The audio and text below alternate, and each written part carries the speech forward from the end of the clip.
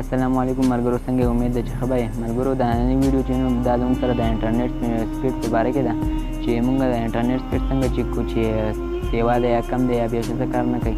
نو د دې دپاره یو طریقه ده چې یو طریقه چې نه خو د سیټینګ کې آپشن چې هغه انتې په بعضې موبایلو کې خپل لګېدلی انټرنیټ سپیډ میټر، خو په بعضې موبایلو کې دا آپشن چې نو دا په سیټینګ کې نه وي. نو دا طریقه چې نو دا د هغه کسانو دپاره چا سره چې په سیټینګ کې دا آپشن نشته، نو لاول ځو پلی سټور ته. شو زموږ سره پلی سټور چې موږ یو اپ ډاونلوډ کړو چې په هغې باندې انټرنیټ سپیډ چیک کړو. دلته کې اوس موږ سرچ ورکړو، تاسو وایس سرچ هم ورکولی شئ او ساده ټیکسټ سرچ هم ورکولی شئ. دلته کې به ولیکو انټرنیټ سپیډ میټر لایټ، لاندې راغستی هم دی خو موږ به یې ولیکو دا انټرنیټ سپیډ میټر لایټ. دا سرچ موږ ورکړو نو انټرنیټ سپیډ میټر موږ ته درې آپشن راوړی، موږ په دې اولني باندې کلیک کړو. صحیح شو، په دې دریو کلیک کولی شئ، څه فرق نه کوي. دا تاسو ته یو اپ راغی. ملګرو که تاسو ته بیا هم نه معلومیږي دا اپ، نو د دې ویډیو په ډسکرپشن کې چې نو هغه ما تاسو له دې اپ چې نو هغه لینک درکړی دی، تاسو په اسانۍ سره د فیسبوک کوم دغه چې نو هغه ډسکرپشن نه لینک باندې کلیک کړئ او ډایرکټ به هغه دلته راشي او تاسو یې دې نه ډاونلوډ کولی شئ.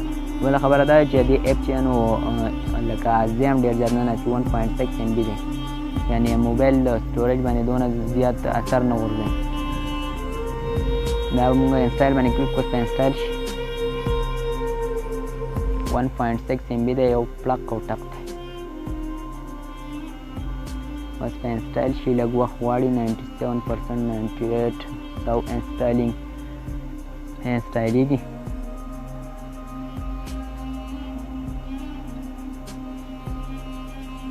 دا اپ زموږ سره شو انسټایل، دا دی یو یې ان انسټایل خو او بل یې اوپن، یعنې مطلب دا شو چې انسټایل شو. اوس موږ ځو هوم سکرین ته چې هلته د هغه ځای نه چالو کړو، اوپن کړو.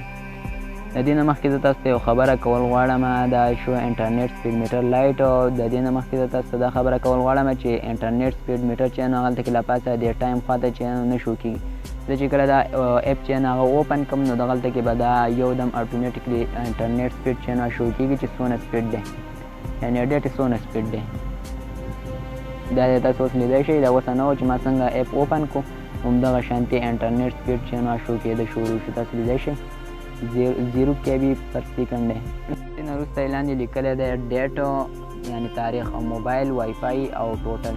یعنې تاسو په دې باندې موبایل سپیډ ډیټ سپیډ هم چیک کولی شئ او وای فای سپیډ هم، او بیا د هغه څونه انټرنیټ استعمال شي د هغې ټوټل درته هم ښه. په دې 3 ډاټ کې چې کوم سیټینګ دی په دې کې چې نو په دې کې ګوتې مه وهئ.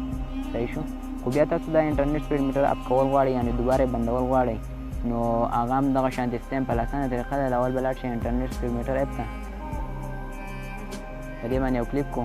دا تاسو بندول غواړئ نو بیا دغه 3 ډاټس باندې کلیک کړئ، بیا سټاپ اینډ ایگزیټ. په دې باندې چې کله تاسو کلیک کړو دا به اټومیټیکلی بس ختم شي، لکه انټرنیټ سپیډ میټر بیا له پاسه سپیډ به نه شو کېږي. صحیح شو.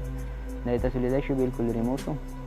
ملګرو که ویډیو خوښ شوه نو زما فیسبوک پیج انور ټیپس اینډ ټریکس فالو کړئ او ورسره دا ویډیو لایک کړئ او شیر کړئ. مهرباني.